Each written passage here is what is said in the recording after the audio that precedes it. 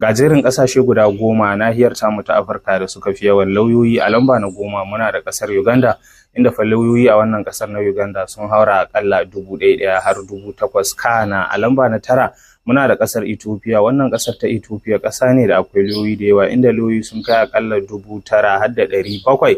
A lamba na 8 kuwa muna da ƙasar Ghana. Ghana ta zo a lamba na 8, inda fa lauyoyi a wannan ƙasar na Ghana sun kai aƙalla 1,000 har 10,000.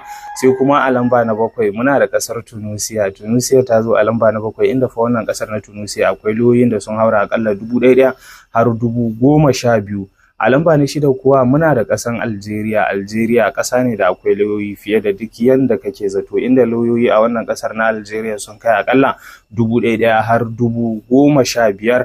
Sai kuma a lamba na 5 muna da ƙasar Kenya. Kenya ta zo a lamba na 5 daga cikin jerin ƙasashe da suka fi yawan lauyoyi a nahiyar tamu ta Afirka baki ɗaya, inda lauyoyi a wannan ƙasar ta Kenya sun kai aƙalla 1,000 har 18,000. A lamba na 4 kuwa muna da ƙasar Morocco. Morocco ta zo a lamba na 4 fa, inda lauyoyi a wannan ƙasar ta Morocco sun haura aƙalla 1,000 har 27,000. Sai kuma a lamba na 3 muna da ƙasar South Africa, wato ƙasar Afirka ta Kudu kenan, inda lauyoyi a wannan ƙasar ta Afirka ta Kudu sun kai aƙalla 1,000 har 30,000.